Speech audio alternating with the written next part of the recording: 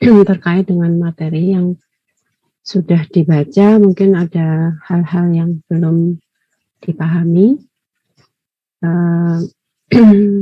Maksimal kita beri waktu untuk jam daring ini 1 jam, ya, kecuali nanti kalau waktu presentasi mungkin bisa dilihat lagi kondisinya seperti apa. Ya, saya persilakan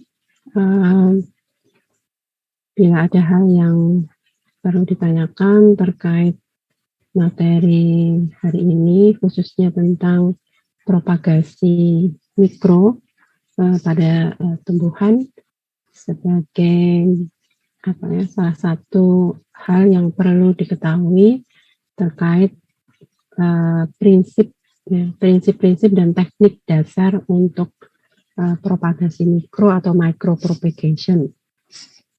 Ya, saya persilakan.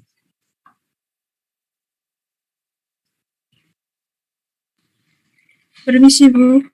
Ya, silakan, Wanda. Iya, saya Wanda dari kelas B, izin bertanya, Bu. Dari berbagai tipe yang bisa dijadikan untuk eksplan seperti kotiledon, akar, embrio, dan lain-lain itu, apakah perlakuan kulturnya untuk proses selanjutnya itu berbeda atau sama, Bu? Terima kasih. Ya, untuk eksplan, pada prinsipnya sudah tahu ya. Jadi jaringan apa yang perlu diperhatikan yaitu jaringan yang muda, ya, jaringan responsif, jaringan yang muda. Mohon maaf ya, ini kalau agak terganggu ini karena di rumah lagi ada pekerjaan, jadi mungkin suaranya agak terganggu. Jadi jaringan muda bersifat meristematis itu sebaiknya yang dipilih karena responnya lebih baik, gitu ya. Karena apa? Karena jaringan muda itu masih aktif membelah. Gitu. Jadi ketika diberikan kondisi atau diletakkan pada kondisi medium buatan, ya, medium kultur, itu harapannya dia lebih cepat merespon. Nah, itu satu pertanyaannya. Nah, kemudian untuk pertanyaan yang pertanyaan utamanya tadi, apakah untuk lanjutannya sama? Apabila tujuan kita adalah mikropropagasi, maka tahapannya sama. Ya, seperti yang saya sampaikan, ada mulai tahap ke-0 sampai tahap ke-4, atau yang utamanya itu ada 3 tahap. Kalau menurut Morasik itu ada 3 tahap. Jadi kalau tujuan kita adalah perbanyakan, itu tahapannya sama. Ya.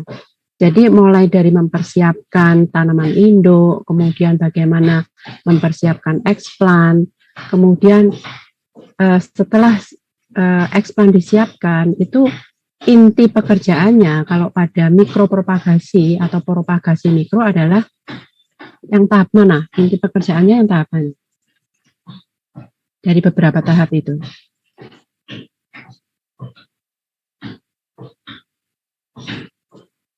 Yudhistira mau menjawab? Belum Mohon maaf, Bu, tadi pertanyaannya bagaimana ya, Bu? Tahap utama kalau dari mikropropagasi itu yang mana? Mohon maaf, Bu, saya pribadi saya masih belum berani menjawab, karena saya takutnya masih kurang pemahamannya. Jadi saya belum berani mau menjawab. Tinggal jawab tahap berapa gitu aja, masa belum berani? Kalau salah sekarang kan nggak apa-apa, kita diskusi. Enggak. Kalau saya pribadi tahapnya tuh yang pada saat mikropropagasi ya, Bu, yang sudah bagian itunya ya, Bu, apa di labnya ya? Ya, mikropropagasi itu kan mulai dari sebelum ke lab sampai pekerjaan di lab. Mulai tahap ke-0 sampai tahap ke-4 itu. Kalau saya pribadi sih, untuk yang pemahaman sekarang Ibu, kalau salah mohon dikoreksinya tuh saya lebih ke tahap ke-0, karena penentuan jenis eksplannya itu yang kalau saya pribadi untuk jenis pentingnya yang nanti berefek ke depannya kalau saya pribadi. Yudhistira menganggap bahwa pekerjaan utama atau hal utama untuk mikropropagasi itu adalah mungkin itu tahap 1 ya, tahap 1 persiapan eksplan. Ya. Yang lain mungkin ada pendapat lain? Bu, mohon izin menjawab. Ya, silakan. Iya, terima kasih. Gantian. Nanti ada Septian dulu, nanti Ade ya. Ini, Bu. Ya, silakan. Kalau mau menjawab, Bu, saya Septian dari kelas biologi B. Itu tahap Ya. kedua, Ibu. Tahap multiplikasi. Di mana pada tahap ini itu di proses pembentukan tunas atau pembentukan embrio. Jadi tahap ini itu menentukan organ tunas dan organ embrio pada nama eksplannya, Ibu. Ya, Septian menjawab yang tahap 2. Ade tadi mau menjawab, Ade Trian dari. Iya Ibu, jadi jawaban saya kurang lebih sama seperti Syaftian, yaitu pada tahap proliferasi embrio atau multiplikasi tunas pada medium nutrisinya Ibu. Terima kasih. Ada lagi yang, ya terima kasih Ade. Ada lagi yang ingin menyampaikan pendapatnya? Permisi Bu. Ya, siapa ini? Mafulisa. Mafulisa, ya silakan. Ya, saya izin menjawab. Saya setuju dengan tahap 2 karena tahap 2 ini terjadi proliferasi embrio atau multiplikasi, di mana pada tahap multiplikasi ini ada kemampuan jaringan tanaman untuk mengulang siklus proliferasi, sehingga tahap ini merupakan tahap inti, begitu Bu. Ya, jadi tadi Septian, Ade, Mafulisa itu berpendapat bahwa tahap multiplikasi itu adalah tahap inti, sedangkan Yudhistira menyampaikan bahwa tahap pemilihan eksplan itu sangat menentukan keberhasilan selanjutnya. Ya, kalau dilihat dari beberapa tahap mikropropagasi, itu kita ingat kembali, mikropropagasi itu sebenarnya apa? Gitu ya, propagasi artifisial ya. Kenapa artifisial? Karena dilakukan di lingkungan buatan. Ya. Nah, kembali lagi pada mikropropagasi ini adalah propagasi vegetatif. Propagasi artinya adalah untuk memperbanyak, ya, memperbanyak anakan, menghasilkan anakan dalam jumlah banyak. Nah, sehingga mikropropagasi ini intinya adalah pada tahap multiplikasi tadi. Ya, tentu semua tahap itu penting ya. Mempersiapkan tanaman induk juga penting, mempersiapkan eksplan, kemudian bagaimana mensterilkan itu juga sangat berpengaruh pada tahap selanjutnya. Tetapi pokok tujuan dari mikropropagasi ini adalah perbanyakan. Sehingga multiplikasi inilah poin pentingnya gitu. Karena kalau nanti minggu depan kita membahas tentang jenis kultur yang lain, karena kultur jaringan itu memang tidak hanya untuk perbanyakan, gitu ya, bisa untuk tujuan-tujuan yang lain. Nah itu nanti kita bicarakan pada 2 minggu lagi, 2 topik ke depan. Tetapi sekali lagi untuk mikropropagasi ini intinya adalah multiplikasi. Jadi pada tahap multiplikasi itu kita bisa melakukan beberapa kali siklus sebelum masuk ke tahap perakaran, gitu ya. Jadi misalkan tunas yang sudah dihasilkan itu dalam kurun waktu 2 minggu misalkan ya, dari 1 tunas sudah tampak menjadi 10 tunas.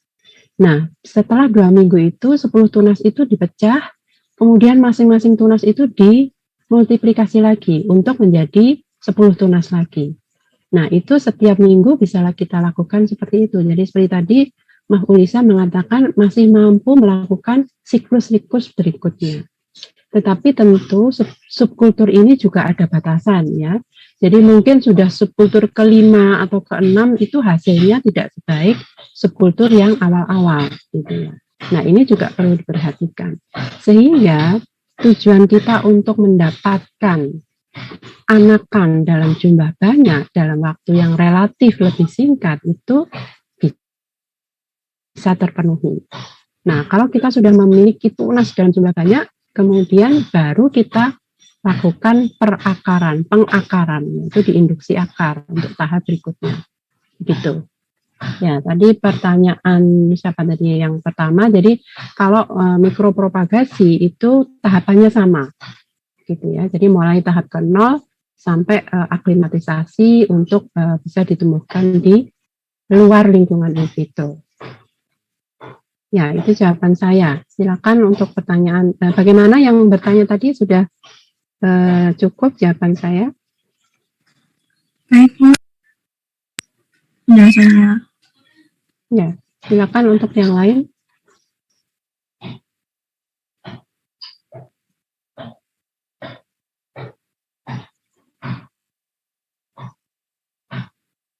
Permisi, Bu. Ya, Maureen, silakan. Saya Maureen dari kelas B, mau izin bertanya, Bu. Di tahap 1 itu dijelaskan kalau setelah direndam dengan larutan pemutih, itu dicuci dengan aqua steril 3 kali 5 menit. Nah, untuk pengulangan 3 kalinya itu, untuk jedanya, apakah ada perlakuan tertentu atau waktu tertentu harus dipenuhi begitu ya, Bu? Atau langsung saja setelah dilakukan yang pertama, langsung kemudian dilakukan yang kedua, seperti itu, Bu? Ya, terima kasih pertanyaannya. Jadi untuk sterilisasi permukaan, ya surface sterilization itu yang tadi menurut Yudhistira merupakan tahap yang sangat penting, gitu ya. Karena memang ini kalau di tahap ini sudah gagal, gitu ya. Nah ini sudah tidak bisa lagi melakukan multiplikasi, apalagi tahap selanjutnya perakaran. Nah ini umumnya awal-awal pekerjaan kalau misalkan masih belum lancar melakukan kultur, ini biasanya tahap ini menjadi cukup berat rasanya gitu. Karena apa? Karena baru kultur hari ini gitu. 3 hari lagi sudah kelihatan kontaminasi gitu ya. Coba lagi kelihatan kontaminasi lagi, apalagi persentase kontaminasinya cukup besar. Nah, tetapi dengan mengulang itu maka mahasiswa biasanya menjadi tahu ini kira-kira saya kesalahannya di mana gitu ya, sehingga akhirnya bisa juga mendapatkan kultur yang steril sampai akhir tahap yang diinginkan. Nah, kembali lagi pada pertanyaan si Maureen tadi bahwa setelah merendam eksplan dalam larutan sterilan, gitu ya, entah itu alkohol, entah itu Clorox, atau yang seringkali digunakan adalah larutan pemutih komersial yaitu Clorox, itu dilakukan pencucian. Ya, diharapkan larutan sterilan itu yang menempel di permukaan itu bisa hilang, gitu ya, sehingga tidak lagi menghambat absorpsi atau penyerapan nutrisi yang nanti diharapkan bisa diambil dari media kultur gitu. Nah, kenapa 5 menit, kenapa 3 kali itu sudah menjadi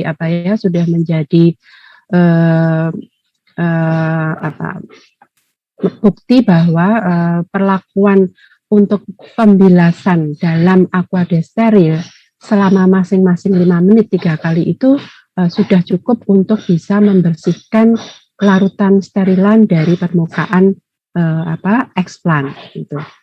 Nah, apakah harus dijeda? Ini tidak dilakukan jeda. Jadi kalau saudara melakukan sterilisasi pada larutan Clorox gitu ya, digocok gitu. Digocok itu dengan karena kita harus melakukan secara manual ya. Jadi tangan itu kita digocok begini dengan di botol misalkan atau Erlenmeyer digocok selama 5 menit gitu ya.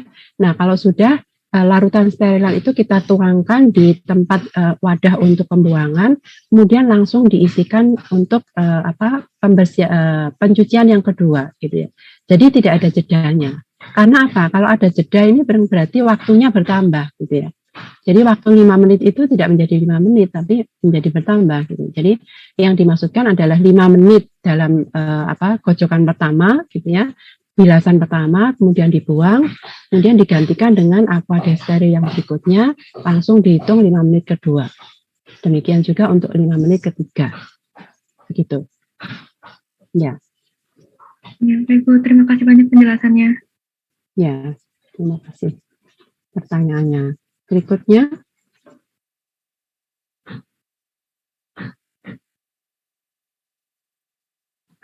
yang mungkin perlu juga saya sampaikan kembali bahwa sterilisasi permukaan itu perlu diperhatikan bagaimana permukaan explan yang kita gunakan, gitu ya. Sehingga ini bisa menjadi mengubah waktu dan konsentrasi larutan sterilan yang digunakan. Gitu. Jadi kalau misalkan di tabel itu yang saya tuliskan itu misalkan menggunakan sodium hypochlorite itu antara sekian sampai sekian persen, kemudian sekian sampai sekian menit, begitu ya. Nah itu adalah kisaran, begitu. Artinya adalah kita memang awal itu perlu trial and error, ya. Karena setiap spesies, setiap organ, setiap jenis explan itu memerlukan perlakuan khusus. Tidak bisa disamakan, ya. Jadi dalam satu tanaman saja kita menggunakan daun, explan daun. Belum tentu sama ketika kita menggunakan explan petiol, gitu. Jadi memang tahap awal ini kita perlu mengenali bagaimana saya bekerja dengan explan ini. Bagaimana saya harus memperlakukan explan ini mulai dari tahap 0 mungkin sampai tahap kelima, gitu ya. Jadi kalau explan itu permukaannya tidak memiliki trikom, ya, tidak berbulu dan lain sebagainya, mungkin konsentrasi larutan sterilan dan lama sterilisasi itu bisa konsentrasinya rendah dan tidak perlu waktu yang lama, ya. Karena kalau terlalu lama nanti malah jaringan tanamannya yang terkena pengaruh dari larutan sterilan, gitu ya. Seringkali kalau terlalu lama itu jaringan explan itu menjadi kelihatan putih. Karena apa? Karena jaringan itu sudah mati, tidak bisa lagi responsif terhadap pertumbuhan. Nah itu menunjukkan bahwa ini terlalu lama. Gitu. Nah, sehingga perlu diingat bahwa bagaimana tipe jaringan yang kita gunakan sebagai explan itu perlu dipertimbangkan lagi konsentrasi sterilannya dan lama sterilisasinya. Kalau jaringannya itu tebal, ya, itu mungkin perlu waktu yang lebih lama. Sedangkan lembar lamina daun yang tipis itu jangan lama-lama, gitu. Nah itu sekali lagi masing-masing perlu memahami, gitu ya, karakter dari explan yang digunakan, gitu.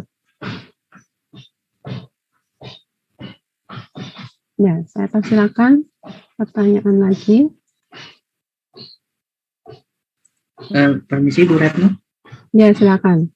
Ya Bu, perkenalkan saya Yudhistira Ibrahim dari kelas A, izin bertanya mengenai itu Bapak, mikropropagasi yang pengambilan explan ya Bu. Kan kalau secara umum kan kita kan mengambil explan ini kan umumnya dari yang tumbuhan atau dari tumbuhan induk yang bisa dikatakan sudah beradaptasi di daerah yang bertanah ya, bukan kalau yang mikropropagasi kan in vitro.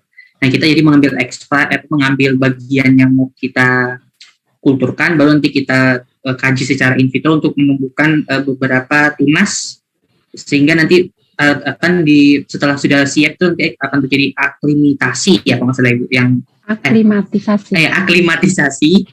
Jadi dari yang in vitro tuh ke daerah yang bertanah yang bisa dikatakan tuh adaptasi ya Bu dengan lingkungan.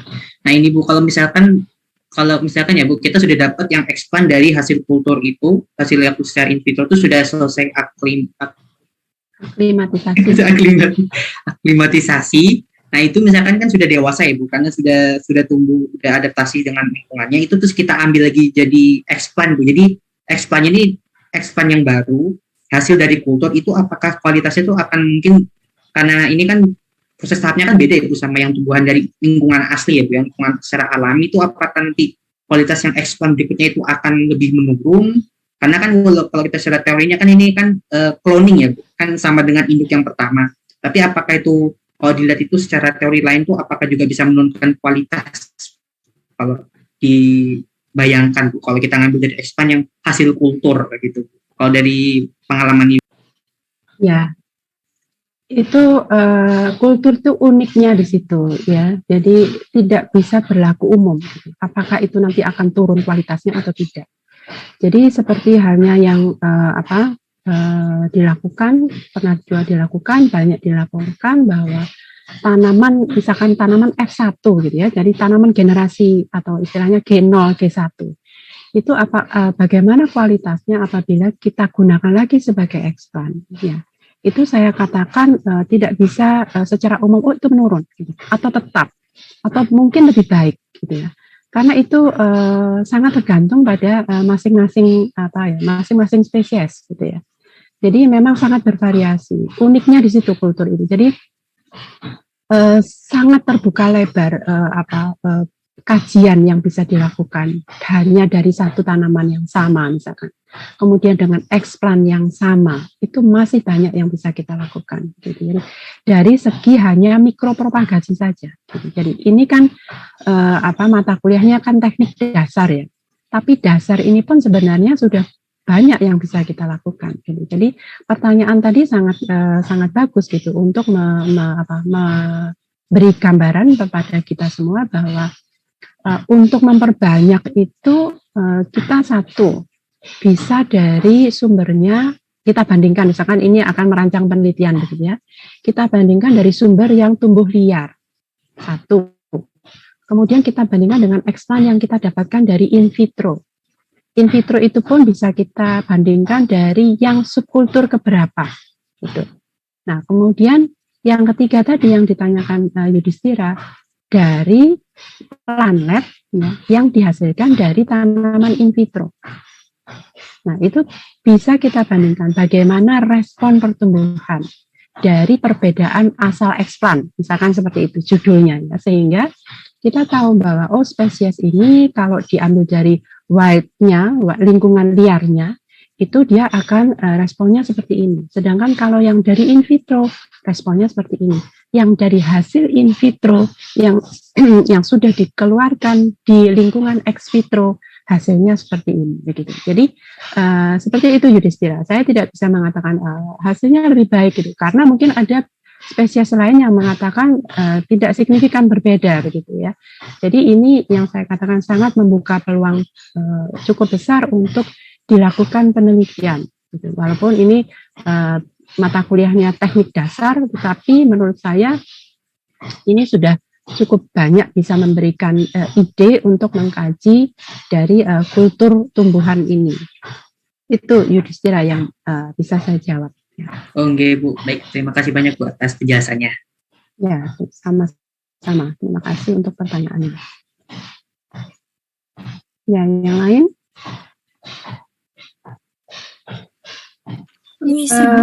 Ya, silakan Aisyah. Ya, perkenalkan saya Aisyah Fajriati dari kelas B. Saya izin bertanya, Bu, mengenai, saya sebenarnya masih bingung untuk teknik ya Bu ya, dari perbanyakan secara konvensional itu kan memang tidak berpengaruh pada waktu gitu ya Bu. Namun kalau Sebentar.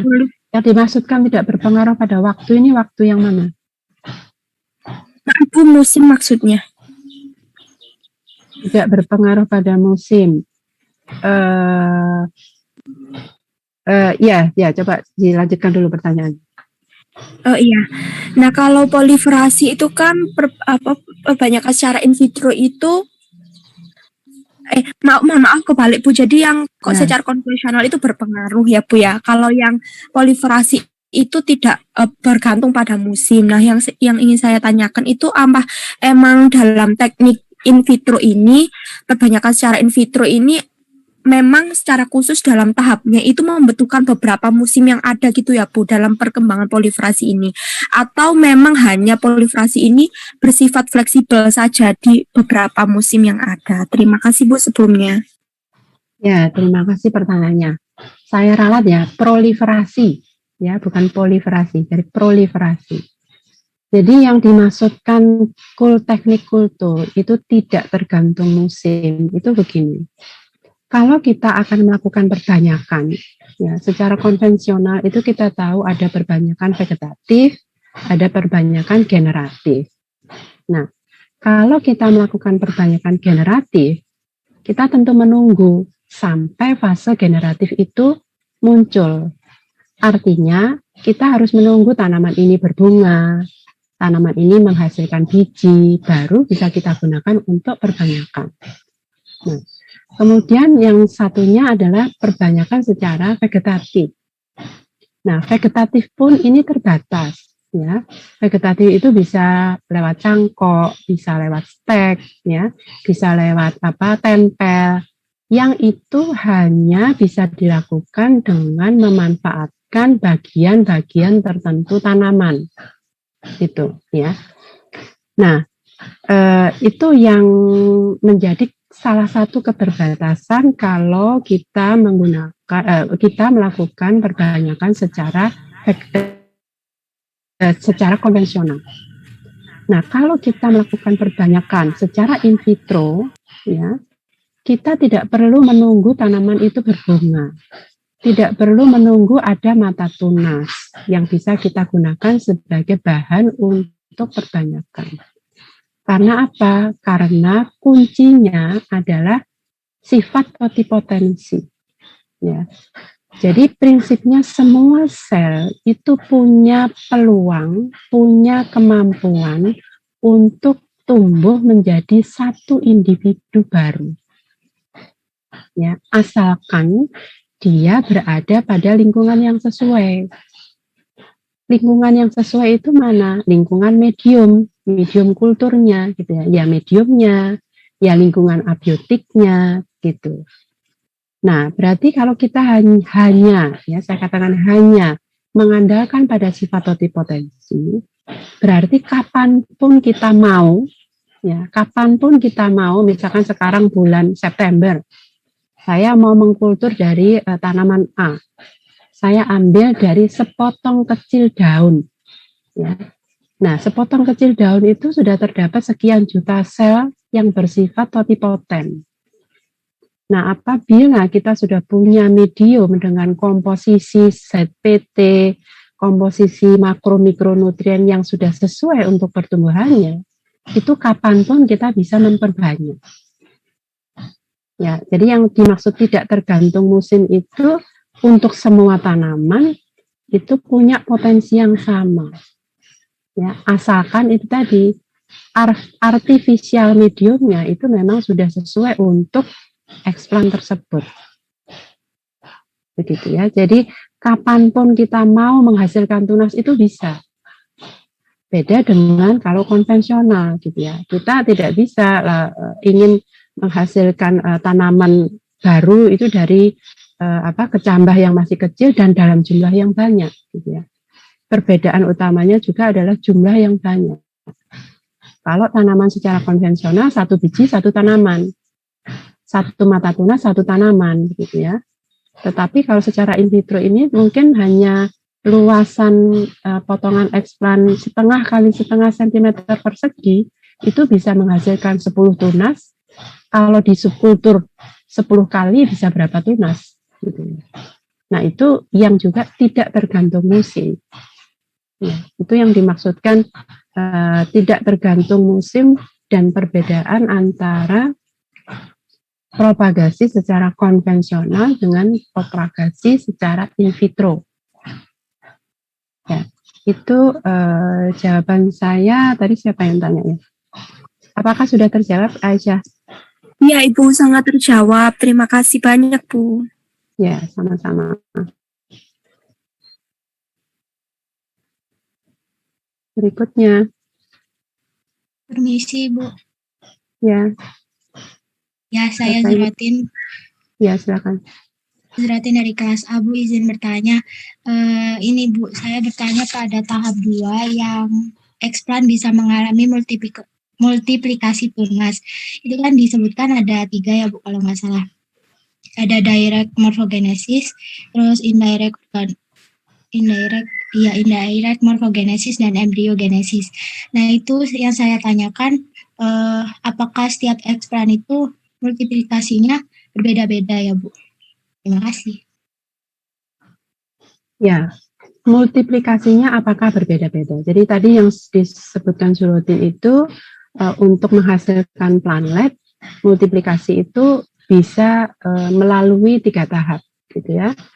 apakah dia langsung, jadi dari potongan explant itu langsung tumbuh tunas, gitu, ataukah dari potongan explant itu membentuk embrio, ataukah dari potongan explant itu menghasilkan kalus terlebih dahulu, baru kemudian menghasilkan tunas.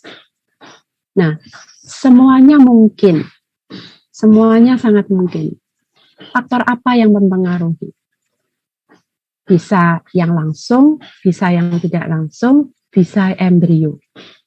Faktor apa ini yang menentukan gitu ya? Oh, ini lewat jalur yang satu, ini lewat jalur yang embrio, ini lewat yang kalus. Faktor apa yang menentukan itu?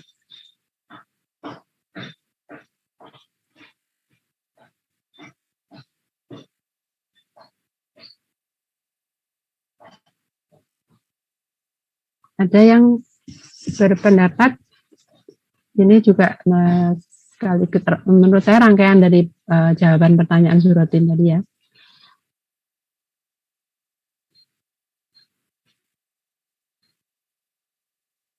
Yang menentukan apa yang menentukan? Kalau kita menanam tanaman di tanah itu yang menentukan dia tumbuh tidaknya apa sih? Oh dia mati, oh dia bisa tumbuh, itu apa? Nutrisi, Bu. Nutrisi, ya nutrisi. Nah sekarang kalau yang di in vitro, ini bagaimana? Yang menentukan dia tumbuh langsung menghasilkan tunas, oh dia melalui embryogenesis, oh dia membentuk kalus dulu, itu apa? Hormon mungkin, Bu. Ya? Alfi?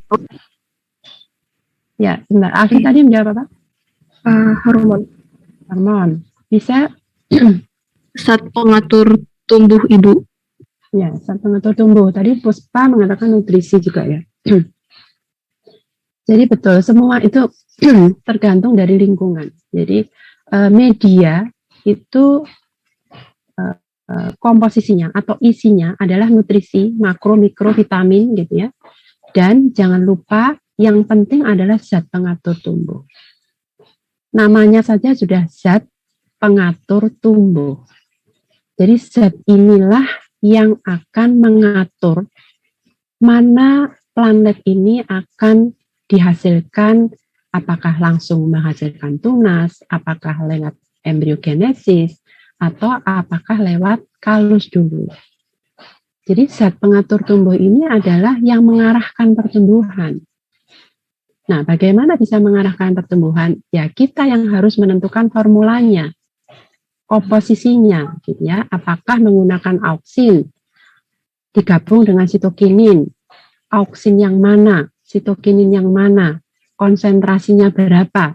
Nah, itu yang akan menentukan apakah explant ini bisa langsung menghasilkan tunas. Oh, kalau dengan kombinasi ZPTA dan B dengan konsentrasi sekian, ternyata dia melewati kalus dulu, baru menghasilkan tunas. Demikian juga dengan embryogenesis. Begitu. Jadi sekali lagi, ini faktor komposisi media. Itu juga masih sangat terbuka lebar untuk peluang diteliti satu jenis explant yang sama untuk menghasilkan plantlet. Ya, tujuannya menghasilkan plantlet kan, tetapi jalurnya itu bisa banyak, gitu ya. Apakah melalui embryogenesis, apakah melalui organogenesis langsung, gitu ya, ataukah melalui organogenesis tidak langsung. Jadi sekali lagi semuanya mungkin, yang menentukan adalah media. Ya, media itu bisa juga kita bandingkan media dasar. Ya, media dasar itu kan banyak, ada MS, ada B5, ada LS gitu ya. Nah, ini juga sangat mungkin diteliti pengaruh media dasar. Misalkan hormonnya atau ZPT-nya yang kita tambahkan sama, tetapi media dasarnya berbeda, misalkan seperti itu. Itu juga bisa dilakukan kajian terkait pengaruh media dasar pada misalkan pembentukan plantlet dan seterusnya. Jadi mungkin itu apakah sudah menjawab pertanyaannya, Surotin? Ya Bu, sudah. Terima kasih Bu. Ya, sama-sama.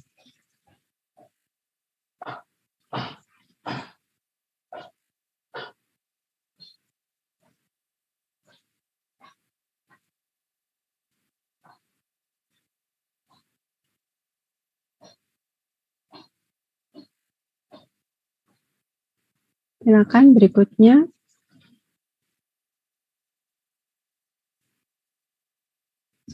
Zaihan Palevi, ada pertanyaan? Belum ada sepertinya Bu, sebentar. Belum ada? Masih Masih terkait loading. yang itu sih Bu, apa yang Apa? tahap pas propagasi yang tadi Ibu jelasin, cuman tadi udah mulai sama pas aku juga pengen bertanya terkait yang multiplikasi yang tadi, tapi udah ditanyain sama Zorotin, maksudnya terkait pengaruhnya itu apa aja, terutama sama yang ZPT-nya. Tapi itu udah diulas, itu aja sih Bu. Ya, mungkin ada Zahri Ardiansyah.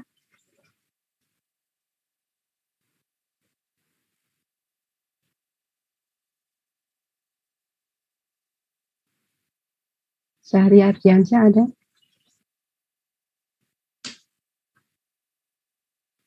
Ada Bu. Ada pertanyaan? Belum ada sepertinya Bu. Belum ada. Belum ada, ini belum tahu yang mau ditanyakan atau sudah paham dari yang dipelajari? Jauh ini sudah paham Bu. Sudah paham, alhamdulillah. Ya, yang lain? Bu, mohon izin bertanya. Ya, silakan. Iya Bu, saya Septian.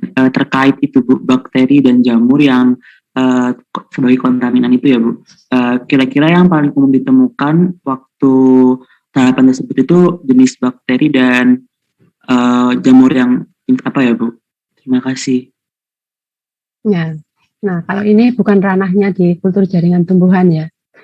Ini ranahnya Pak Yoga dan kawan-kawan ini mestinya. Jadi kami memang tidak melihat jamurnya apa, bakterinya apa gitu, karena kalau kita melihat itu tanaman kita akan terbengkalai, justru tidak fokus ke sana. Gitu. Jadi kita hanya melihat bakterinya yang putih ini, bakterinya yang merah ini biasanya kalau prosesnya seperti ini biasanya muncul bakteri seperti ini, gitu saja. Tapi jenis apa kami tidak pernah meneliti sampai sejauh itu. Gitu. Jadi kami fokusnya pada tanamannya, ya harapannya itu tidak muncul justru ya, tidak muncul gitu. Tapi yang menjadi perhatian saya dari beberapa kali bekerja di kultur itu memang sebenarnya kita akhirnya bisa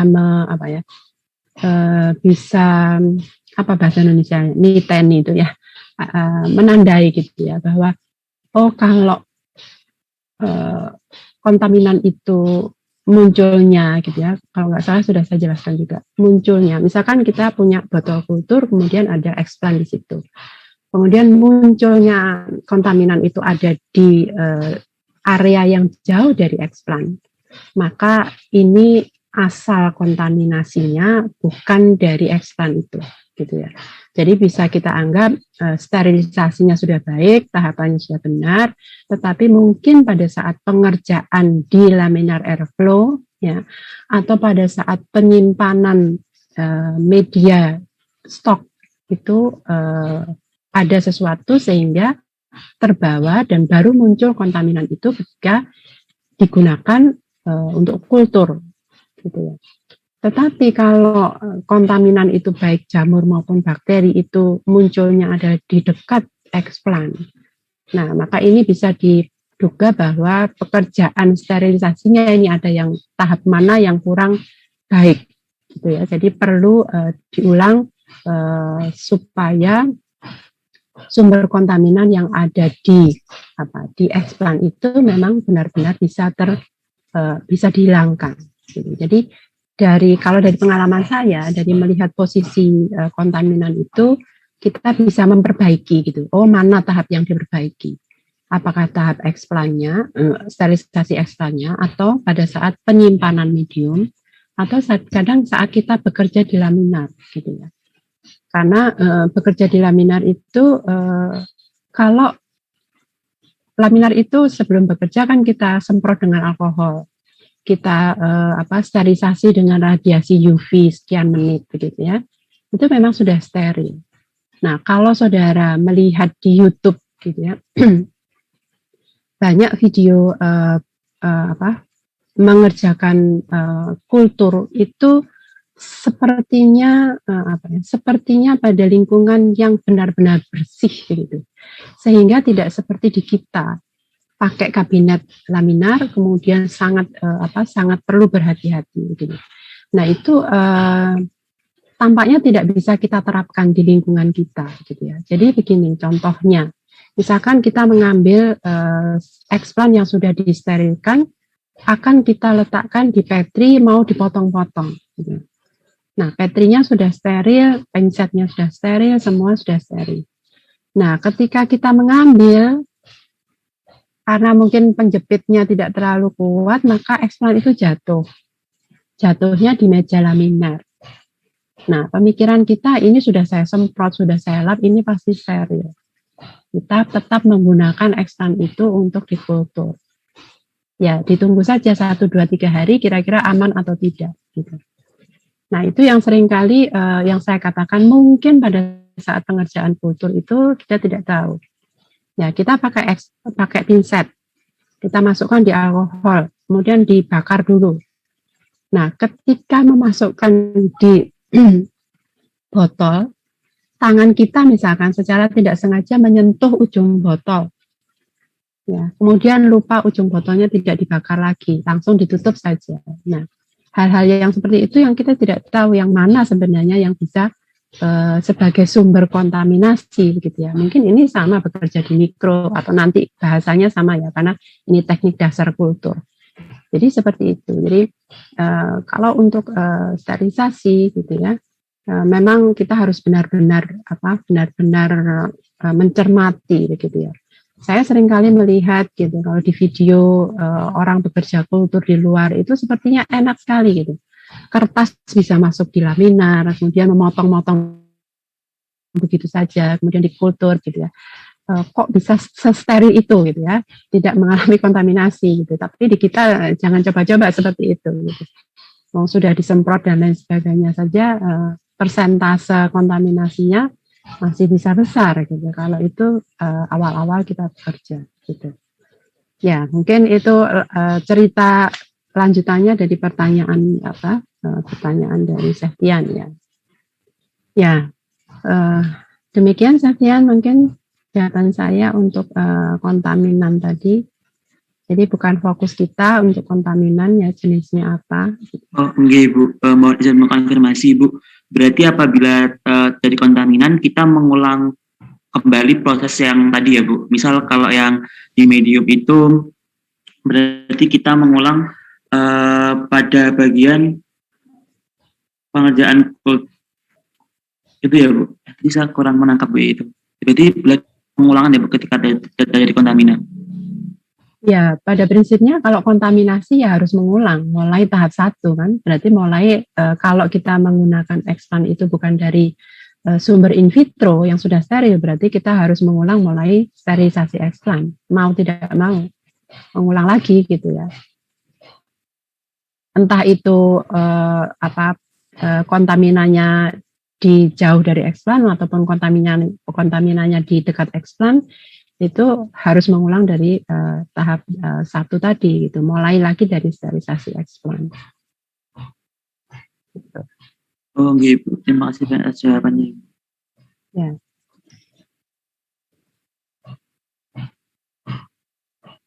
Permisi Bu. Ya, silakan. Iya, perkenalkan nama saya Ahmad Hanif dari kelas B. Mohon maaf saya tidak bisa menyalakan kamera karena takut nanti terkendala sinyal. Ya. Untuk melanjutkan pertanyaan dari teman-teman tadi, itu kira-kira mekanisme yang terbaik itu yang bagaimana ya Bu untuk sterilisasi terhadap kontaminan itu? Apakah memerlukan antibiotik atau larutan tertentu Bu? Terima kasih. Ya, memang seperti yang saya sampaikan itu bahan sterilan itu banyak macamnya ya. Di situ ada sodium hypochlorite, natrium, kalsium, kemudian ada antibiotik gitu ya, ada HGCl gitu ya. Nah, umumnya tanaman-tanaman yang berasal dari lingkungan yang tidak terlalu mungkin tidak terlalu bisa dikatakan masih tidak terlalu banyak sumber pengganggu gitu ya, yang bisa dikategorikan sebagai sumber penyakit ataupun pest and disease, itu serangga dan penyakit gitu. Nah, itu biasanya cukup dengan menggunakan pemutih komersial. Clorox itu sudah cukup gitu ya. Tetapi memang ada beberapa spesies-spesies tertentu yang memerlukan tambahan antibiotik gitu ya, memerlukan tambahan perlakuan dengan benomil, dengan benlid misalkan. Kadang-kadang ada yang memerlukan menggunakan itu seperti yodium, itu digunakan, itu ada. Jadi kembali lagi teknik itu memang harus trial and error itu tadi. Tidak bisa diberlakukan sama bahwa semua menggunakan antibiotik, tidak. Ya. Jadi memang ada yang sudah cukup dengan hanya Clorox, kemudian dibilas dengan aqua steril, tetapi ada juga yang harus direndam dulu dengan deterjen ya, untuk menurunkan tegangan permukaan agar larutan sterilannya mudah masuk ke dalam jaringan gitu ya. Ada yang tanpa itu juga bisa. Jadi kalau ditanyakan teknik khusus, ya tergantung dari spesies, kemudian tergantung dari morfologi permukaan dari eksplan itu, kemudian juga dari jaringan yang dipakai gitu ya, apakah memang sudah cukup dengan menggunakan satu jenis sterilan atau harus dikombinasikan dengan sterilan yang lain. Mungkin itu jawaban saya. Apakah sudah menjawab, Ahmad Hanif? Baik, terima kasih Bu, sudah sangat menjawab. Ya. Ya, kita waktu kita tinggal 10 menit. Kalau saya batasi tadi 1 jam, ya, karena kalau panduannya UB itu kuliah daring itu diusahakan maksimal 30 menit, tapi kalau 30 menit itu rasanya tidak mendapat apa-apa ya. Jadi saya perpanjang 1 jam ya. Nah, ini ingin saya sampaikan untuk materi ini. Saya ada buku yang bisa digunakan sebagai acuan gitu ya. Jadi buku ini sebentar.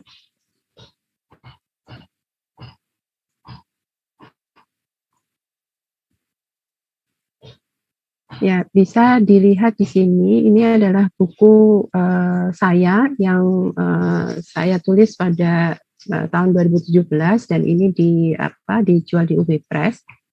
Jadi di situ ada kalau nggak salah di chapter 4, bab 4 itu terkait dengan propagasi mikro, gitu ya, propagasi mikro atau micropropagation. Nah, ini bisa dipelajari di sini, bisa dilihat di sini. Jadi ini bisa dibeli lewat UB Press. Tetapi saya kemarin sudah koordinasi dengan UB Press. Apabila ada mahasiswa yang berminat untuk memiliki buku ini, bisa dikoordinir, nanti bisa dikirimkan oleh UB Press. Ya. Nah, kalau di UB Press sekarang untuk harganya itu di UB Press 90.000, tetapi untuk mahasiswa ada diskon, ya, ada diskon 20% sampai 35% gitu ya. Jadi mungkin bisa dilihat di situ, kalau tautan di situ ada beberapa halaman saja yang bisa dilihat di situ. Jadi kalau penjelasan dari video itu mungkin dirasa sudah cukup, ya tidak apa-apa, tidak perlu membeli ini, tetapi ada beberapa hal yang mungkin belum tersampaikan gitu ya, yang nanti bisa juga digunakan untuk evaluasi gitu pada saat evaluasi akhir gitu. Jadi terkait dengan materi itu. Jadi untuk materi-materi yang lain itu sebenarnya juga bisa dilihat untuk dipakai sebagai referensi untuk materi yang 2 minggu ke depan. Jadi ini saya tawarkan saja. Jadi kalau mungkin ada yang berminat, bisa didaftarkan melalui link ini, gitu ya. Saya mohon siapa yang mengkoordinir itu bisa didaftarkan segera, karena ini akan segera saya sampaikan ke UB Press, gitu. Jadi untuk harga dan lain sebagainya bisa dikomunikasikan nanti, gitu ya. Jadi ini di situ juga ada latihan-latihan soal yang nanti bisa dikerjakan sebagai tugas, ya, untuk tugas dari mata kuliah ini. Kalau saya lihat itu nilainya hanya dari kuis dan presentasi, gitu ya. Jadi mungkin bisa dilihat dari buku ini. Jadi ini yang saya sampaikan. Waktu kita tinggal 5 menit lagi untuk ke 1 jam. Jadi mungkin masih ada pertanyaan terkait materi atau yang lain. Sejauh ini ada kendala tidak untuk presensi? Presensi ke SIAM tidak ada kendala ya? Ya, kadang ada mahasiswa yang tidak bisa akses ke SIAM, jadi nanti bisa konfirmasi ke saya apabila di SIAM itu presensinya masih belum tercatat. Ya, silakan tadi Azahra mau bertanya. Ya Bu, permisi, Azahra izin bertanya. Saya ingin bertanya mengenai pencahayaan buat kultur jaringan ini, Bu. Jadi itu durasi antara gelap terangnya itu apa disamakan dengan cahaya matahari, Bu? Seperti itu yang pertama. Dan untuk yang kedua, misalkan ada gangguan seperti pemadaman atau yang menyebabkan sumber cahaya kita itu tidak berfungsi, apakah itu nanti akan berdampak besar terhadap pertumbuhannya seperti itu, Bu? Terima kasih. Ya, jadi pencahayaan itu karena kita semua artifisial ya, jadi di lingkungan kultur itu kan artifisial ya, jadi medianya artifisial, kemudian pencahayaannya juga pencahayaan buatan. Nah, tetapi sekali lagi ini ada banyak modifikasi, gitu ya. Ada kultur yang membutuhkan atau ada kultur yang bisa tumbuh maksimal dengan pencahayaan 24 jam secara terus-menerus. Jadi lampu di rak kultur itu tidak pernah dimatikan. Tetapi ada yang membutuhkan periode tertentu. Jadi 16 jam terang, 8 jam gelap seperti halnya pencahayaan sinar matahari, gitu ya. Jadi ada yang 24 jam terus-menerus, ada yang 16 jam terang, 8 jam gelap. Ada yang 12 jam terang, 12 jam gelap. Itu juga ada yang demikian. Sehingga kalau bagaimana antisipasinya, kalau satu lab gitu pekerjaan saya itu butuh 16 jam terang, 8 jam gelap. Yang lain butuh terang terus gitu ya, kan tidak bisa dimatikan gitu karena yang lain perlakuannya adalah terang terus. Jadi di lab itu ada alat yang dinamakan timer ya. Jadi timer itu untuk bisa mengatur rak-rak mana yang butuh terang gelap 16 jam, 8 jam, misalkan butuh terang gelap 12 jam, 12 jam, atau butuh terang terus selama 24 jam. Nah, apabila ada pemadaman listrik gitu ya, apakah berdampak? Tentu sangat berdampak. Ya.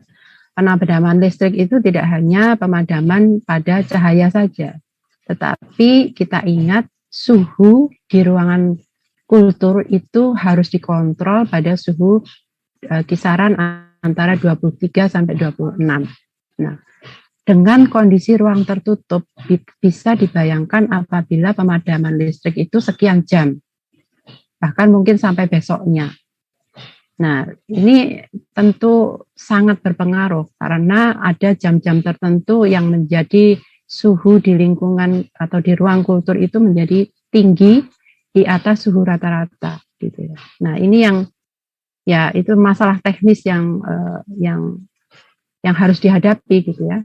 Jadi yang harus dihadapi yang kalau dikatakan apakah berdampak, tentu berdampak gitu karena ada pada fase-fase tertentu yang tanaman itu tadinya harusnya tidak dihadapkan pada kondisi stres suhu tinggi gitu, terpaksa dia harus menghadapi itu sehingga sampai kelihatan di botol itu butiran air itu embun sampai di situ sangat banyak.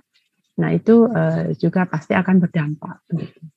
Apalagi tidak hanya lampu saja ya, kalau pemadaman listrik itu kan ya cahaya juga, AC juga akan berpengaruh di sana. Itu jawaban saya. Baik Bu, terima kasih. Ya, baik, itu yang bisa saya sampaikan untuk hari ini. Mungkin saya cukupkan sekian untuk pembagian kelompok tugas dan lain sebagainya. Nanti bisa dicek di Google Classroom, ya. Karena ini saya masih memikirkan ini bagaimana 3 kelas besar, kemudian harus presentasi dalam waktu terbatas. Ini bagaimana strateginya masih saya pikirkan, karena ini dibebaskan untuk setiap dosen mau